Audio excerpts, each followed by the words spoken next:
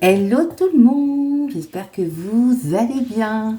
Eh bien écoutez, moi je vais très bien et je suis ravie de vous faire cette vidéo aujourd'hui. C'est vrai que ça fait un petit moment que vous ne m'avez pas vu.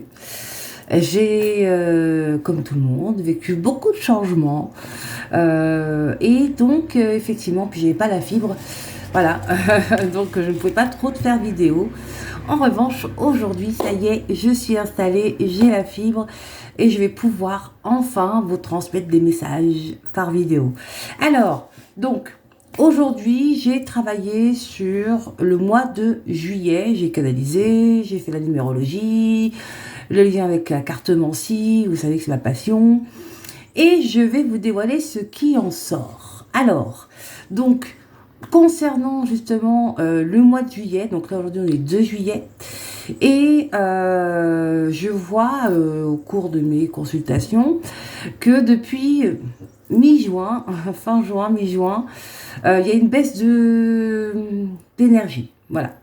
On a l'impression que plus rien n'avance. Pour certaines personnes, on se sent comme si qu'on faisait du surplace. Voilà. Donc ne luttez pas, ne luttez pas parce que en fait ce surplace il est nécessaire pour votre évolution parce que le 10 juillet on va avoir la pleine lune sous le signe de Capricorne qui va nous secouer un peu le cocotier et c'est l'idée parce que le fait de traverser, on va dire, le chaos, c'est pour y voir la lumière. Alors, donc, pourquoi je vous dis ça? Parce que tout simplement, il y a beaucoup de personnes qui sont dans une blessure profonde en lien avec l'humiliation, le rejet, l'abandon, tout ressort là. En fait, on a le petit enfant intérieur qui se manifeste et c'est important. Il faut que ça sorte parce que on est en train de travailler sur le passé. C'est-à-dire que comme il y a des grosses transformations, il y a des gros changements assez brutaux, hein, des fois il y a des choses qui s'arrêtent aussi, il y a des choses qui, voilà, en fait il n'y a plus lieu d'être. Et il ne faut pas s'accrocher à ça. Plus on va s'accrocher au passé et moins on va avancer, moins on va comprendre aussi ce qu'on est en train d'apprendre et ce qu'on est en train de traverser. Et donc cette pleine lune va être très très forte, voilà, c'est attention à l'autosabotage, attention aussi aux personnalités qui vous sabotent, qui sabotent votre énergie, qui prennent votre énergie, des personnes qui peuvent vous mettre en colère, des personnes qui sont tout en train de se plaindre aussi, ça vous prend de l'énergie. Là, vraiment, essayez de mettre vos limites le plus possible, protégez-vous de l'extérieur. Il y a beaucoup de personnes aussi qui vont être déçues de comportements de proches, que ce soit collègues, que ce soit famille, amis. C'est normal, on est en train de travailler sur l'ancien, on est en train de travailler sur le passé, et ce nettoyage il est nécessaire.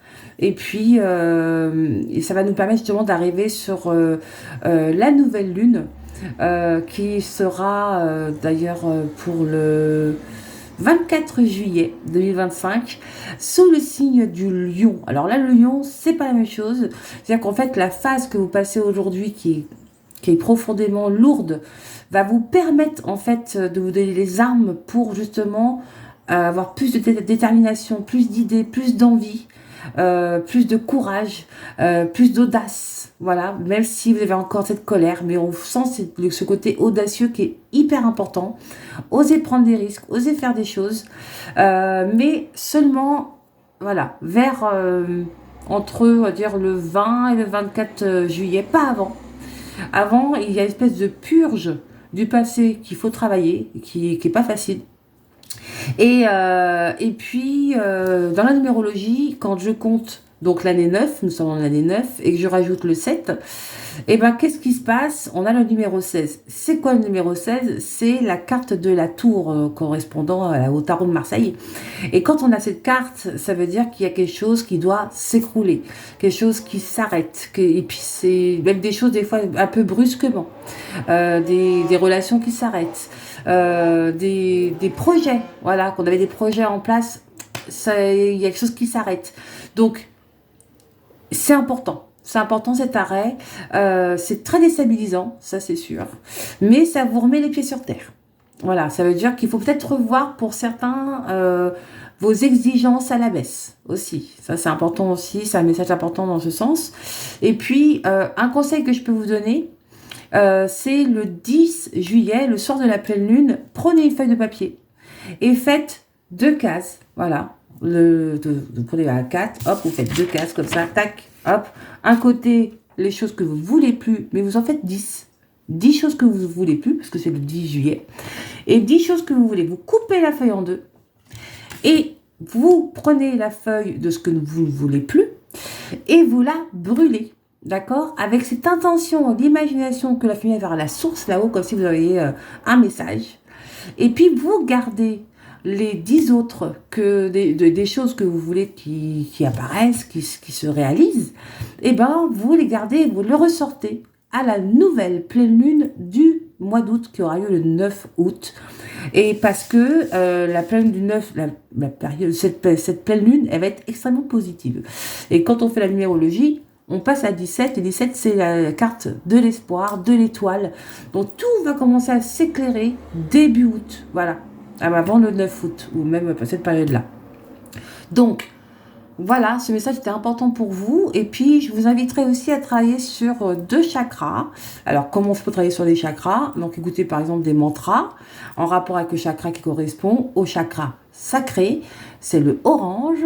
Et le chakra plexus solaire qui est jaune. Alors, on peut aussi regarder beaucoup d'orange, beaucoup de jaune, parce que le jaune, ça, c'est la joie. L'orange, c'est l'ancrage. Reprendre, voilà, se réancrer en nous. Et puis, ce manque de joie ça stagne un petit peu, ça bloque un peu les énergies, c'est pas top en fait, tu vois.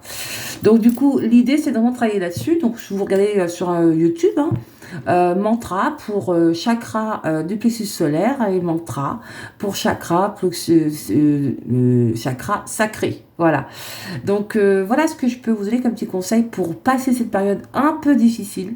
Des fois beaucoup difficile pour certains, très difficile du moins, et garder espoir. Voilà, on est vraiment en train de nettoyer, faire un espèce de nettoyage intérieur profond pour justement évoluer et puis passer un cap important pour aller vers nos rêves, voilà, vers nos désirs, vers nos objectifs.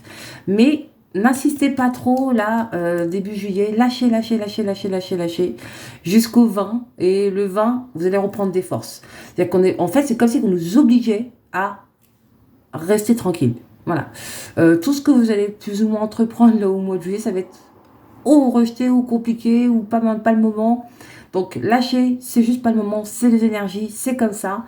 Et comme on le dit souvent, la patience est une vertu, on doit l'apprendre pour évoluer d'ailleurs cette patience. Donc c'est important, mais surtout n'envoyez pas des pensées négatives qui vont vous laisser bloquer alors qu'il y a une belle énergie début août et fin juillet qui va vous donner cette force, cette détermination, donc ne lâchez rien. Voilà, écoutez, j'espère que cette guidance que je vous ai préparée vous permet d'y voir un peu plus clair. Et puis, je vous souhaite à toutes et à tous un excellent du mois de juillet. Et je reviendrai très vite pour de nouvelles guidances. Et voir plus, on va voir tout ça. Voilà, et écoutez, je vous souhaite à toutes et à tous une excellente fin de journée. Et je vous dis à bientôt.